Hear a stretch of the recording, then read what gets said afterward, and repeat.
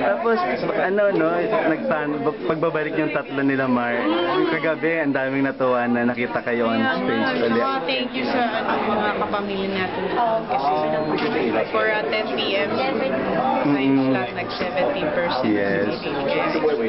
Very thankful kami and excited na ibigay sa kanila yung bagong edition ng PBB kasi exciting ka sa Vietnam. At this time, may mga karugtong na yung apelido nyo. Intalan, Soriano. Parang, very, parang tawag doon, it's a new chapter in our life kasi we close the decade na single pa kami lahat. Kasi mga nanay na.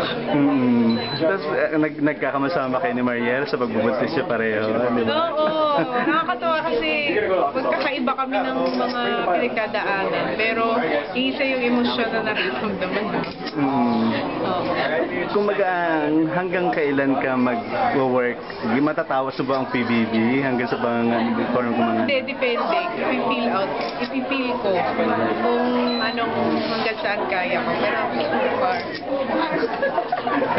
Pero so far, Congratulations. Singing ito, Tony.